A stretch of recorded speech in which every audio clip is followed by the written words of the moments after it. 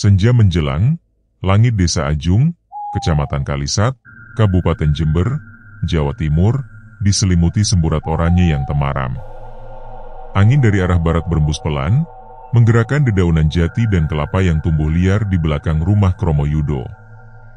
Rumah tua berdinding papan itu berdiri di ujung desa, terpisah beberapa puluh meter dari rumah penduduk lain.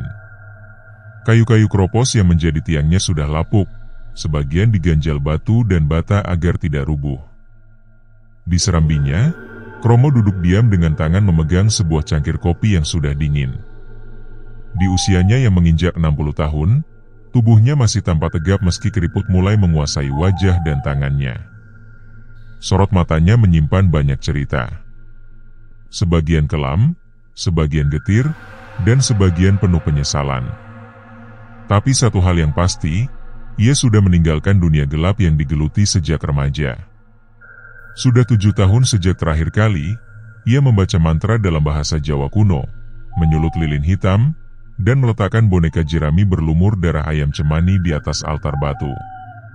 Pertobatan itu dilakukan sejak bertemu Ustadz Rahmat, yang berhasil menyadarkan dan mengajari cara bertobat atas semua dosa dan kemusyrikan yang dijalani sebelumnya. Namun, pada malam itu, saat sedang membereskan barang-barang tua di gudang belakang, Kromo menemukan sesuatu yang membuat jantungnya serasa berhenti berdetak, sebuah lorong kecil di bawah lantai yang tertutup rak tua. Di ujung lorong itu, tersembunyi ruang bawah tanah yang telah lama ia lupakan. Di dalamnya, masih ada satu lilin hitam yang menyala. Kromo tak percaya dengan matanya sendiri. Api kecil itu menari pelan di atas lilin yang tertancap di mangkuk tanah liat tua, di altar batu yang pernah digunakan sebagai tempat memanggil roh dan mengirim santet ke para korban permintaan kliennya. Ruangan itu lembab, berbau tanah, dan hawa di dalamnya terasa lebih dingin dari malam biasa. Tapi yang paling menyesakan adalah kenyataan bahwa lilin hitam yang seharusnya sudah padam itu ternyata masih menyala sebuah. Dulu, sebelum tobat, setiap ritual yang dilakukan selalu diakhiri dengan pemadaman lilin. Itu bagian dari penutup kontrak, agar arwah atau energi yang ia bangkitkan kembali tidur, tidak berkeliaran, tidak menuntut balas. Tapi ia lupa. Ia benar-benar lupa, bahwa satu lilin tidak pernah ia padamkan. Ya Allah, bisiknya lirih, tangannya bergetar. Kenapa bisa aku lupa lilin yang ini? Ia mundur perlahan dari altar itu, tubuhnya lemas. Ia tahu benar akibat dari kelalaian itu. Lilin yang tetap menyala berarti pintu antara dunia arwah dan dunia manusia masih terbuka. Dan arwah yang terkait dengan lilin itu, mungkin selama ini tidak tenang. Mungkin menunggu. Mungkin murka. Kromo kembali menutup ruang itu dengan susah payah. Ia menaruh kembali rak tua ke posisinya, menyapu bekas debu dengan kain basah, lalu terduduk lunglai di lantai. Wajahnya pucat. Nafasnya sesak. Telinganya berdenging. Tak lama, ia bangkit dan mengambil air wudhu. Ia salat malam di musola kecil dekat kamarnya, memanjatkan doa dan taubat yang dalam. Namun dalam sujud terakhirnya, hatinya diguncang firasat buruk. Ada bisikan, pelan tapi jelas, menguar dari balik dinding rumahnya yang renta. Kau belum selesai. Aku masih di sini. Menunggumu. Ia mendongak. Keringat membasahi keningnya. Suara itu bukan dari manusia. Dan ia tahu pasti itu bukan suara dari dunia ini. Pagi harinya, Kromo pergi ke musala tempat Ustadz Rahmat mengajar. Langkahnya lambat, pikirannya masih diliputi ketakutan. Hanya pada gurunya itulah kini ia berharap ada jawaban. Dulu, saat ia meminta jalan pertobatan, Ustadz Rahmat tidak mencaci atau mencemooh masa lalunya. Justru Ustadz muda itu mengajaknya mendekat pada Allah dan memintanya menebus dosa dengan perbuatan baik. Tapi pagi itu, Kromo belum siap bicara. Ia hanya duduk di bangku belakang, mengamati anak-anak mengaji, sambil sesekali memejamkan mata menahan rasa bersalah yang menghantui. Di dalam pikirannya, Nyala lilin itu terus menari-nari. Dan di balik nyala itu, ia merasakan ada sesuatu, atau seseorang, yang kini bebas berkeliaran. Satu pertanyaan menggantung di hatinya. Jika lilin itu padam dengan sendirinya, siapa yang akan datang lebih dulu? Arwah atau maut? Kromoyudo mengulang pertanyaan itu berulang-ulang dalam benaknya sepanjang hari. Ia tak mampu menelan sepiring nasi yang diantar Buminah pagi tadi, tak sanggup menjawab sapaan anak-anak tetangga yang biasa memintanya membetulkan layang-layang, dan tak berani menyentuh pintu gudang tempat rahasia masa lalunya tersembunyi. Nyala lilin itu terus menari di matanya, bahkan saat ia menutup kelopak.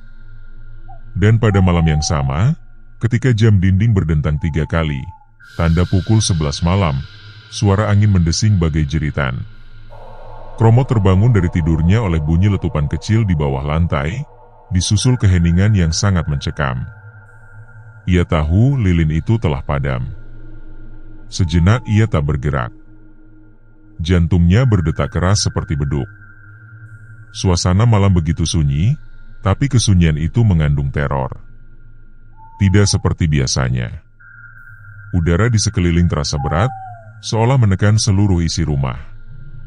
Ia bangkit, berjalan pelan menuju dapur, meraih lampu teplok yang tergantung, dan menyalakannya dengan tangan gemetar. Saat itulah terdengar suara krek, pelan namun cukup jelas, seperti engsel pintu yang terbuka sendiri. Lalu, suara lain menyusul, suara perempuan menangis. Tangis lirih yang terdengar dari arah belakang rumah, dari arah dapur. Langkah Kromo tertahan. Suara itu bukan halus, bukan samar. Itu suara nyata. Tangisan itu seperti luka yang dibuka kembali, pilu, penuh dendam, dan basah oleh air mata dan darah. Dengan napas tertahan, ia berjalan menuju suara itu. Setiap langkah terasa berat, seolah tanah di bawahnya menolak untuk diinjak. Dapur gelap, tapi dalam terang lampu teplok, ia melihat sesuatu. Seseorang duduk membelakangi di sudut ruangan. Perempuan. Rambutnya panjang dan kusut, menjuntai hingga lantai. Bahunya naik turun oleh isak. Gaunnya putih, lusuh, penuh bercak tanah dan darah. "Siapa kau?" Kromo bertanya pelan, suaranya serak. Perempuan itu tak menjawab. Hanya menangis. Perlahan, ia menoleh. Dan Kromo merasa nyaris pingsan. Wajah itu wajah Sri Mawarni.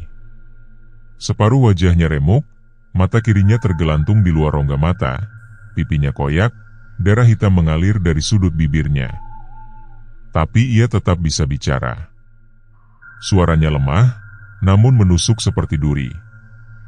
"Pak, kenapa? Kenapa dulu Bapak suruh aku mati pelan-pelan?" Kromo mundur terhuyung. Tangannya terangkat, tapi tak ada kekuatan. Dulu, ia memang pernah menerima pesanan santet dari seorang pejabat kecamatan, suami Sri Mawarni sendiri. Istrinya dianggap menghalangi ambisi politiknya. Maka ia minta agar Sri sakit lama, perlahan-lahan, sampai mati tanpa dicurigai. Kromo melakukan ritual itu. Ia bakar rambut Sri. Ia tusuk boneka dengan paku. Ia nyalakan lilin yang kini padam sendiri itu. Aku sudah tobat, Sri. Ampuni aku," bisiknya dengan suara nyaris tak terdengar. Sri berdiri. Gerakannya patah-patah seperti wayang rusak.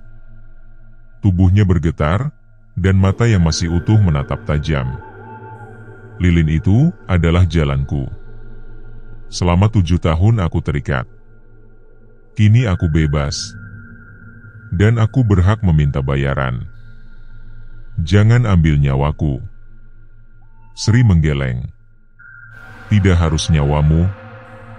Aku bisa ambil siapa saja yang kau cintai, yang kau lindungi, yang percaya padamu." Lalu tubuhnya bergetar hebat, dan perlahan menghilang dalam kabut hitam yang menyesakkan. Aroma bunga bangkai menyeruak memenuhi dapur. Lampu teplok padam. Kromo jatuh terduduk. Nafasnya tersengal. Suara azan subuh masih lama. Tapi malam itu terasa lebih panjang dari 1000 tahun. Pagi menjelang. Kromo tak berani tidur lagi. Ia hanya duduk di musala kecil dekat rumah, menggenggam tasbih, matanya sembab. Ia tahu, dosa lama tidak bisa dikubur begitu saja. Dan lilin itu bukan sekadar nyala api. Itu adalah pintu antara dunia dan entitas-entitas yang tidak seharusnya menyentuh bumi kembali. Ia perlu bantuan. Ia tak bisa hadapi ini sendiri. Dengan langkah berat, ia menuju rumah Ustadz Rahmat. Hari masih gelap. Tapi hatinya lebih gelap lagi. Ia mengetuk pintu perlahan. Sekali. 2 kali. Dan sebelum pintu terbuka, ia sudah berucap lirih. Ustadz, tolong saya, arwahnya sudah datang. Pintu kayu dibuka dari dalam. Terlihat Ustadz Rahmat, masih mengenakan sarung dan songkoknya, berdiri mematung menatap Kromo yang wajahnya pucat pasi, matanya merah, dan bajunya basah oleh keringat dingin. Tanpa banyak tanya, Ustadz menggeser daun pintu dan mempersilakannya masuk. Mereka duduk bersila di ruang tamu yang sederhana. Ustadz Rahmat menuangkan segelas air putih, lalu menyodorkannya. Kromo menenggak dengan gemetar, lalu menunduk. Saya pikir semuanya sudah selesai, gumam Kromo. Tapi saya salah. Lilin itu masih menyala. Tadi malam, padam sendiri. Lalu arwah itu datang. Dan saya takut ini baru permulaan. Karena saya pernah buat perjanjian darah dengan leluhur arwah itu. Ustadz Rahmat mengernyit. Perjanjian darah? Tanyanya pelan. Kromo mengangguk. Dulu, sebelum saya kenal sampean, saya pernah diminta seorang pejabat buat menumbangkan istri keduanya yang dianggap berbahaya secara politik. Waktu itu, saya tahu arwah yang akan saya panggil bukan arwah biasa. Saya harus minta izin dari leluhurnya yang masih dipercaya sebagai penjaga gaib di hutan Keramat Lempung. Ia berhenti sejenak, napasnya tersendat. Saya bawa sesajen ke sana. Saya iris tangan saya dan teteskan darah ke tanah. Dan saya ikrarkan bahwa saya takkan memadamkan lilin pemanggil sebelum semuanya lunas. Dan kau tak menepati janji itu, potong Ustadz Rahmat. Kromo mengangguk dengan wajah pilu. Saya tobat. Saya kira semua bisa ditinggal. Tapi saya lupa bahwa setan tidak pernah lupa. Ustadz Rahmat bangkit, berjalan ke lemari dan mengambil sebuah kitab kecil yang lusuh. Ia duduk kembali, membuka lembar demi lembar. Kita harus padamkan lilin itu dengan cara yang benar. Tapi bukan sembarang cara. Ini bukan sekadar api, ini adalah jembatan antar dunia. Dan selama jembatan itu belum diruntuhkan dengan izin Allah, arwah itu akan terus bebas. Kromo mengangkat kepala. Apa yang harus saya lakukan? Pertama, kita harus turun ke ruang bawah tanah itu. Kau harus tunjukkan semuanya padaku. Kedua, kita akan bawa air ruqyah, bacaan perlindungan, dan ayat-ayat pengusir jin. Dan ketiga, Ustadz Rahmat menatap mata Kromo dalam-dalam. Kau harus siap menghadapi dosa-dosamu satu persatu. Karena arwah itu mungkin bukan satu-satunya yang datang. Kromo mengangguk pelan. Saya siap Ustadz. Saya tidak mau mati sebagai orang yang meninggalkan pintu terbuka untuk iblis. Sore menjelang. Langit tampak labu, dan udara lembab seakan menyiapkan hujan. Kromo dan Ustadz Rahmat tiba di rumah kayu tua itu. Burung gagak bertengger di atap, memekik seperti menyambut kematian. Rumah itu sendiri seperti ikut mengeluh, tiap papan yang diinjak berderit nyaring, membuat suasana makin muram. Kromo membuka pintu gudang dengan tangan bergetar. Ia singkirkan rak tua dan memperlihatkan lantai kayu yang retak, di bawahnya ada celah sempit menurun ke bawah tanah. Dengan penerangan senter kecil dan lampu teplok, mereka turun perlahan. Ruang bawah tanah itu masih seperti semula. Lembab. Bau tanah basah dan kemenyan. Di ujung ruangan, di atas altar batu yang menghitam, lilin itu masih utuh. Tapi sudah padam. Sumbu hitamnya mengepul pelan, seperti masih menyimpan bara gaib yang tak terlihat. Ustadz Rahmat melangkah mendekat, membaca surah Al-Baqarah pelan-pelan. Hawa di ruang bawah tanah itu tiba-tiba berubah. Dinding terasa berdenyut. Batu-batu tampak memanas. Kromo berlutut di depan altar, menunduk dalam-dalam. Aku minta ampun ya Allah. Aku bodoh, aku sombong, aku berdosa. Tapi aku ingin menebus semua. Tiba-tiba terdengar suara seperti desiran angin, tapi dari dalam tanah. Dan dari bayangan di sudut ruangan, muncul wajah yang lain. Bayangan seorang anak kecil, laki-laki, dengan wajah gosong dan mata berair. Pak, Bapak juga kirim santet ke aku dulu. Aku belum bisa tenang. Kromo menoleh. Wajahnya langsung pucat. Astaga. Dio. Anak Pak Sukarman? Ustadz Rahmat segera berdiri dan melafalkan ayat kursi dengan suara lebih lantang.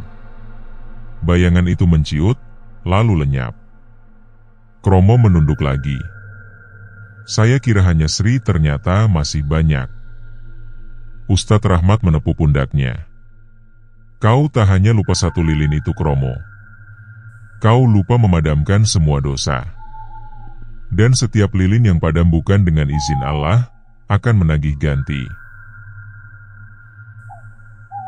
Kromo Yudo menatap altar batu di depannya, seolah sedang menatap liang kuburnya sendiri. Jiwanya remuk, tubuhnya gemetar. Ia sadar, bukan hanya satu arwah yang menunggu giliran. Dosa-dosa yang dulu ia anggap selesai dengan pertobatan, ternyata belum benar-benar ditutup. Setiap korban yang mati akibat santetnya membawa lilin sendiri, menyala gaib yang tak kasat mata, tapi menyimpan kontrak kematian. Dan ketika mereka keluar dari ruang bawah tanah malam itu, musibah pertama sudah terjadi. Seorang warga desa ditemukan tewas di rumahnya, tubuh membiru, matanya membelalak, dan di samping jenazahnya sebuah lilin kecil hitam masih mengepulkan asap. Korban itu adalah Buminah, penjual jamu keliling yang setiap pagi mengantarkan bubur dan teh hangat ke rumah Kromo, sejak bertobat. Ia sudah seperti keluarga sendiri. Wanita tua yang lugu dan baik hati itu ditemukan keesokan paginya, oleh keponakannya yang menginap semalam di rumah tetangga. Tak ada luka, tak ada tanda kekerasan. Tapi seluruh tubuhnya menggigil membeku, seperti orang yang meninggal karena ketakutan hebat.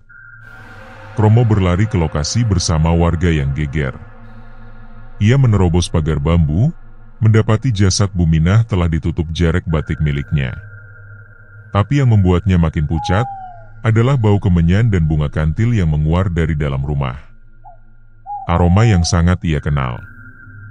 Aroma khas ritual santet. Di sudut ruangan, tepat di samping tungku, tergeletak sebatang lilin kecil berwarna hitam.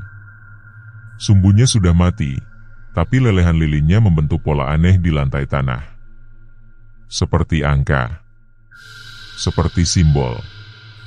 Kromo mendekat pelan. Angka itu adalah 7.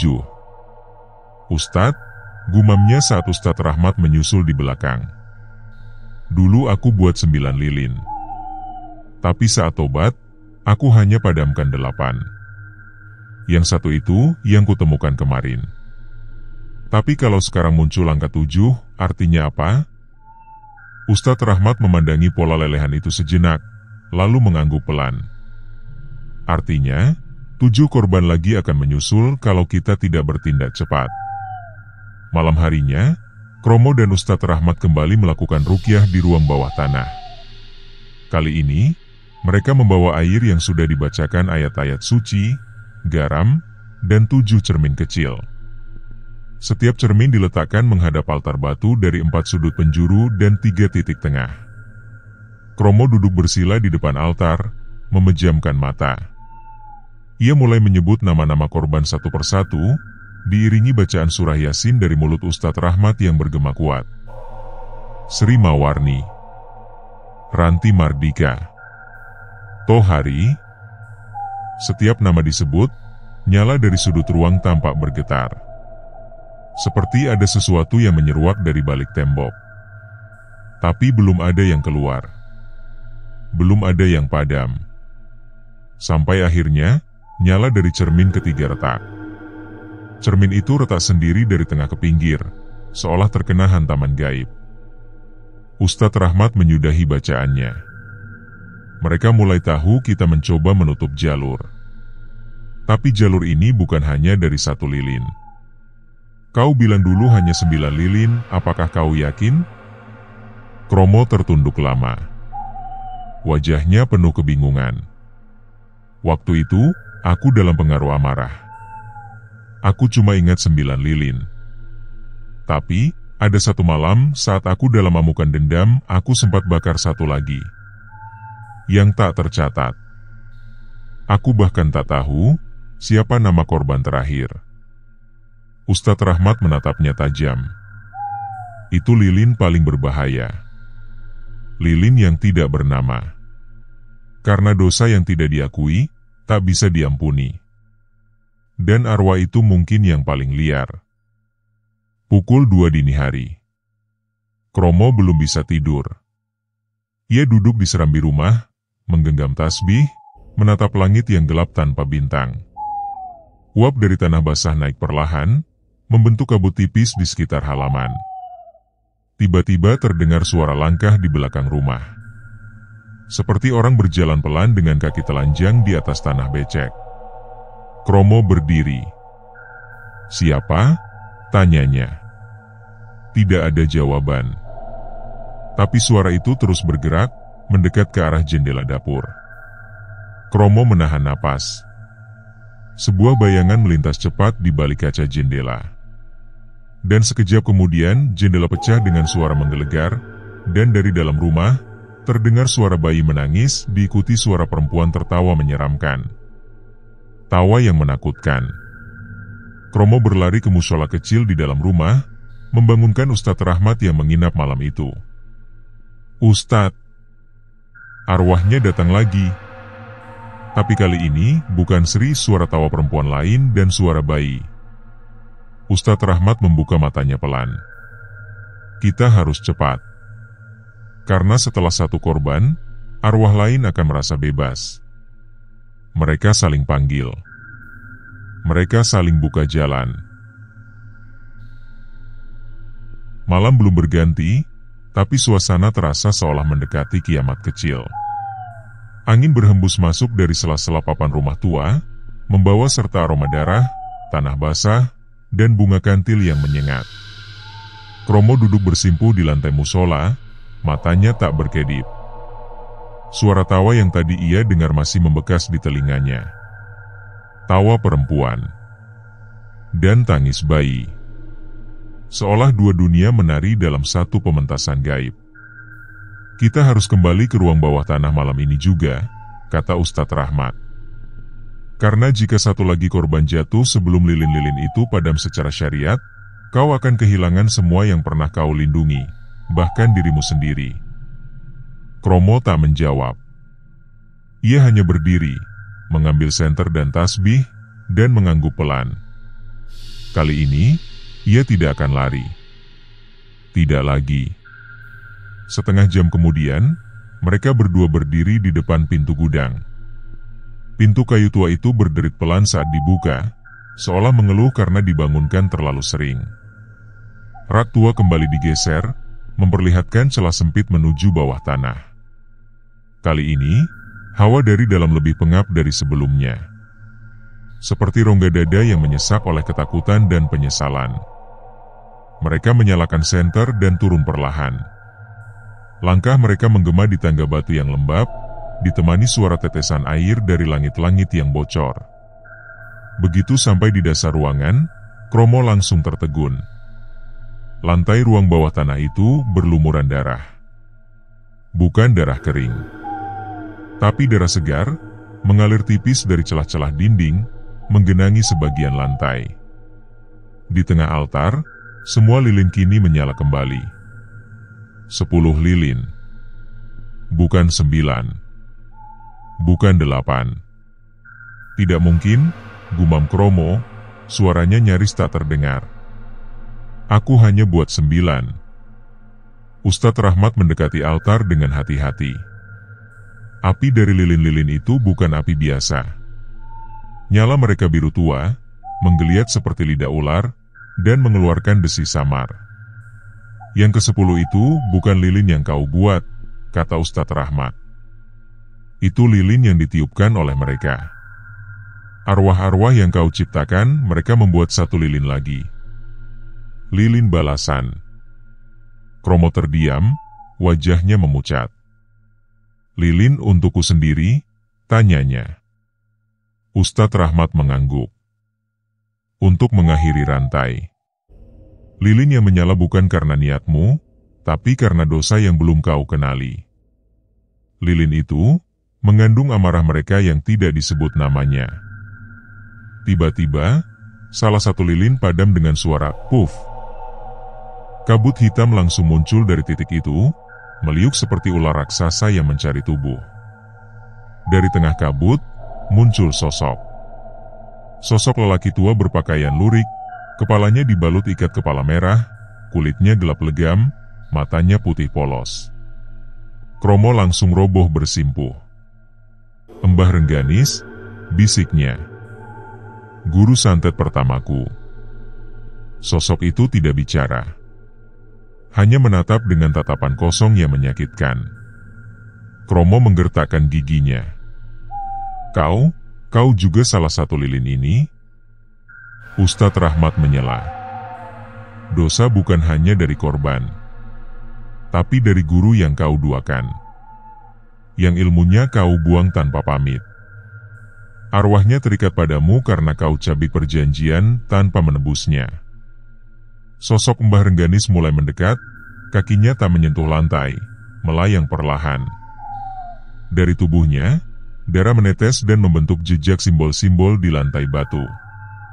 Kromo mulai membaca syahadat. Ustadz Rahmat berdiri di depannya, membacakan surah Al-Falaq dan An-Nas keras-keras. Sosok itu menggeliat, lalu menjerit nyaring, dan menghilang dalam semburan cahaya putih. Mereka berdua jatuh terduduk. Kromo menangis. Aku tak tahu semuanya akan begini, Ustadz, aku cuma ingin berhenti, aku ingin mati dengan baik. Ustadz Rahmat memegang bahunya. Kau belum boleh mati, belum sebelum semua lilin padam oleh tanganmu sendiri dan nama-nama mereka kau sebut satu persatu. Tiba-tiba, dari pojok ruangan, tangisan bayi terdengar lagi. Tapi kali ini, tangisan itu disusul oleh langkah kaki kecil, berlari menuju altar. Kromo dan Ustadz Rahmat membalikkan badan hampir bersamaan. Langkah kaki kecil itu menimbulkan suara ceplak yang basah di atas lantai berdarah. Dari bayang-bayang sudut ruangan, muncul sosok yang membuat dada Kromo serasa dihantam palu godam. Sosoknya bayi, tapi tubuhnya gosong. Matanya hanya 2 lubang hitam menganga. Kepalanya retak seperti tempurung kelapa pecah. Tangannya yang kecil menggenggam pecahan tulang ayam, dan mulutnya menganga seperti hendak menangis atau tertawa. Namun tidak ada suara manusia. Yang keluar dari tenggorokannya hanya suara geraman hewan. Itu bukan bayi biasa, bisik Ustadz Rahmat. Itu makhluk hasil perpaduan roh anak yang kau ganggu lewat santet kelahiran dan jin pembawa celaka. Ia bukan arwah, ia adalah kutukan yang kau lahirkan sendiri dari darah dan mantra. Kromo mulai menangis. Tangannya menutup wajahnya sendiri. Dulu, saat ia masih menjadi dukun, ia memang pernah menerima pesanan paling keji, menggugurkan bayi dalam kandungan seorang perempuan muda, hanya karena majikannya mencurigai anak itu bukan dari darahnya. Ia lakukan ritual itu tanpa berpikir dua kali. Bahkan bangga karena sang perempuan mengalami keguguran 3 malam setelah lilin dinyalakan. Bayi itu belum sempat bernama. Dan kini, setelah lilin-lilin menyala kembali, arwahnya datang dalam bentuk yang tak lagi menyerupai manusia. Makhluk kecil itu kini duduk di dekat altar, memeluk salah satu lilin, lalu menatap Kromo dengan mata kosong. "Namaku tak pernah kau sebut," gumamnya dalam suara yang bukan suara bayi, bukan pula manusia. "Kau akan membakarku 2 kali, tapi malam ini, aku membakar balik." Seketika, semua lilin menyala lebih terang, dan kabut hitam menyelimuti seluruh ruang bawah tanah. Udara menjadi sangat panas. Dinding mulai retak, dan suara jeritan dari berbagai usia dan jenis kelamin bergema dari segala arah. Ustadz Rahmat mulai membaca ayat-ayat perlindungan dengan suara lantang. Ia percikan air ruqyah ke udara. Cahaya putih keluar dari telapak tangannya setiap kali doa menyentuh dinding gaib yang bergetar. Tapi makhluk kecil itu tidak takut. Ia berdiri, dan dari tubuh mungilnya, muncul tangan-tangan lain, panjang, melengkung, berujung kuku besi tajam. Makhluk itu mulai melayang, dan wajahnya meleleh, menampakkan rupa para korban yang pernah disantet Kromo, bergantian. Wajah Sri. Wajah anak kecil bernama Dio. Wajah Mbah Rengganis. Wajah seorang perempuan muda bersimbah darah. Semua menjerit. Semua menatap Kromo. "Padamkan sendiri, Kromo," teriak Ustadz Rahmat. "Padamkan dengan sujudmu." Kromo berlari menuju altar. Tangan-tangan hitam mencoba mencekiknya, menahan kakinya, menarik jubahnya. Tapi ia terus melangkah, menjeritkan "Allahu Akbar", sambil menjatuhkan tubuhnya ke depan lilin. Ia sujud. Ya Allah, aku hina, aku keji, aku mohon padamkan api ini dengan rahmat MU, bukan karena tanganku, tapi karena kehendak MU." Lilin-lilin mulai satu persatu meredup.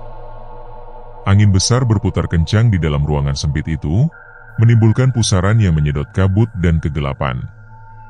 Makhluk kecil itu menjerit, tubuhnya pecah berantakan, meledak menjadi ribuan serangga hitam yang segera terbakar cahaya putih dari bacaan Ustadz Rahmat. Satu persatu, api lilin mati. Tinggal satu lilin terakhir.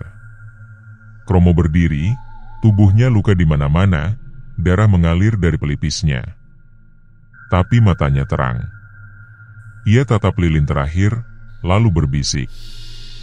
"Ini, untuk semua nama yang tak sempat kusebut. Untuk semua yang mati dalam diam.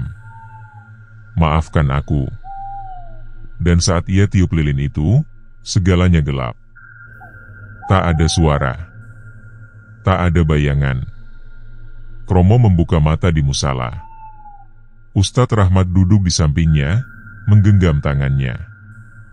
"Sudah selesai, Kromo." Semua lilin padam. Dan pintu itu sudah tertutup. Kromo menunduk lama. Air matanya jatuh.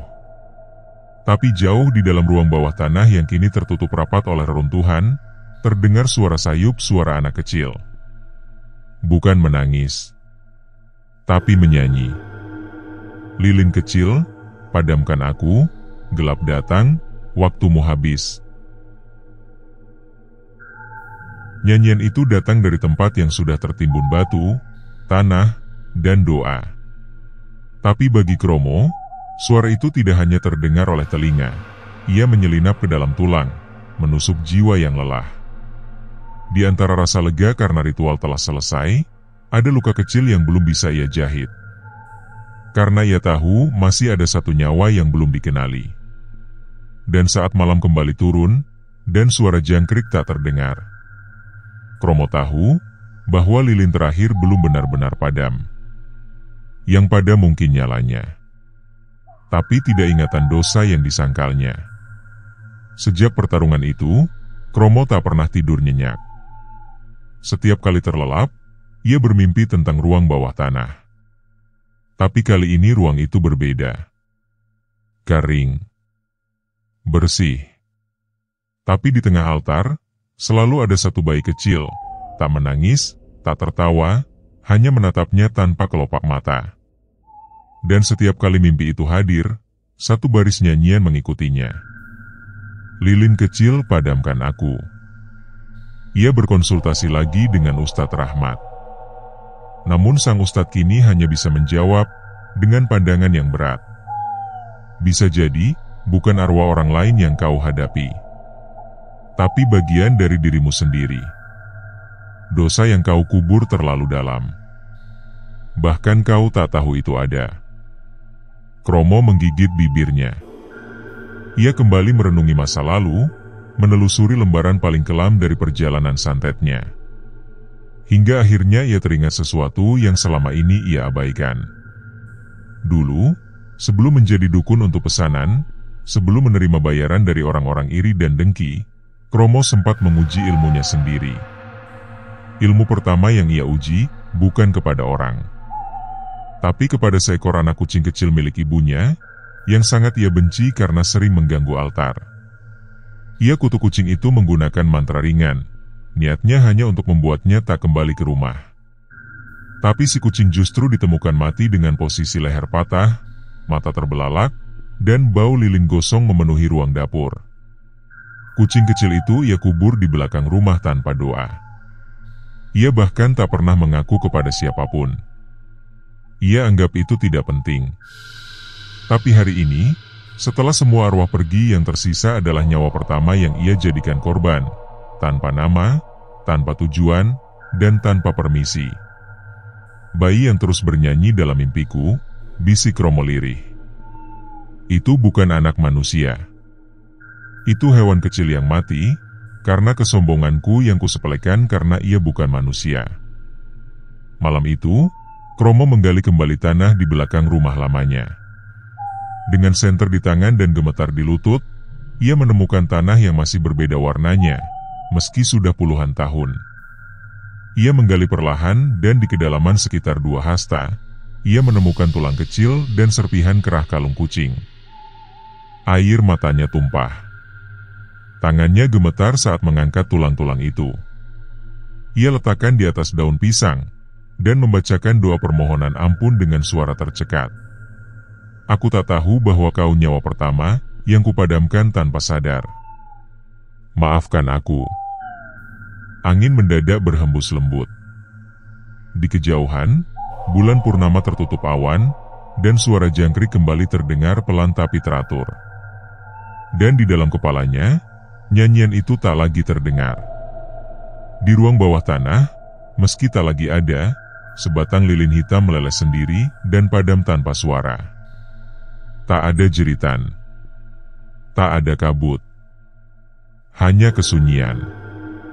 Dan untuk pertama kalinya sejak bertobat, benar-benar damai. Beberapa hari kemudian, Ustadz Rahmat menjenguk Kromo di rumah barunya yang lebih kecil. Mereka duduk di teras sambil meminum teh jahe. Apakah semuanya telah selesai? Tanya Ustadz Rahmat. Kromo menatap langit senja. Ia tersenyum, tapi matanya tetap merah, karena sisa tangis malam-malam sebelumnya. Sudah. Bukan karena aku berhasil, tapi karena akhirnya aku mengakui yang selama ini kusembunyikan bahkan dari diriku sendiri. Ustadz Rahmat mengangguk. Itulah lilin terakhir. Dosa yang kita kira tak berdosa. Dan sejak saat itu, tak ada lagi tangisan. Tak ada nyanyian. Tak ada lilin menyala saat malam turun. Hanya suara angin dan bau tanah basah seperti Rahmat yang turun pelan-pelan. Kromo Yudo tak lagi dikenal sebagai dukun. Ia kini hidup sederhana sebagai penjaga musala kecil di ujung desa. Setiap malam, ia bersujud lama. Bukan karena takut arwah akan datang kembali, tapi karena ia tahu bahwa dosa tak akan pergi sebelum diakui, disesali, dan dimintakan ampunan. 10 lilin bukan hanya menandai jumlah korban atau arwah yang datang menghantui. Mereka adalah simbol dari dosa-dosa manusia yang sering kita anggap kecil, lalu kita kubur dalam-dalam dengan harapan tak akan pernah muncul kembali. Tapi takdir punya caranya sendiri untuk mengingatkan. Apa yang kau nyalakan dengan niat jahat harus kau padamkan dengan keikhlasan, keberanian, dan pertobatan. Dan lilin terakhir itu bukan milik orang lain, tapi milik Romo sendiri. Milik kita semua. Dosa yang tak kita anggap dosa. Cerita lilin santet terakhir ini bukan sekadar kisah menyeramkan tentang dukun, lilin hitam, atau arwah penasaran. Ini adalah cermin untuk kita semua, bahwa setiap niat buruk meninggalkan jejak. Dosa yang dilupakan bukan berarti terhapus. Pertobatan sejati bukan hanya berdoa, tapi mengakui, memperbaiki, dan memohon ampun dengan sepenuh hati. Bahkan kesalahan masa lalu yang kita anggap kecil, entah pernah menyakiti binatang, berdusta, atau menyumpahi orang, bisa tumbuh menjadi beban tak terlihat yang menyelimuti hidup, hingga kita berani menatapnya dan menyucikannya. Jika ada satu lilin kecil yang masih menyala di hatimu, padamkan ia dengan kejujuran, bukan pengabaian. Kalau cerita ini membuat bulu kudukmu merinding, membuat hatimu tergetar, membuat pikiranmu merenung, maka jangan biarkan kisah ini berhenti di kamu. Berikan subscribe ke channel ini untuk cerita-cerita horor bermakna selanjutnya. Like video ini sebagai bentuk dukungan atas kisah penuh makna ini. Komentar pendapatmu, bab mana yang paling menyentuh? Atau adakah pengalaman serupa yang pernah kamu alami? Dan bagikan cerita ini ke teman, keluarga, atau siapa saja yang butuh diingatkan bahwa dosa yang tersembunyi tetap menuntut terang. Karena di dunia ini, bukan hantu yang paling menakutkan, tapi dosa yang terus menagih tanpa kita sadari. Terima kasih telah menyimak kisah lilin santet terakhir. Sampai jumpa di kisah mencekam selanjutnya, di mana antara dunia nyata dan dunia tak kasat mata, jaraknya hanya sebatang lilin.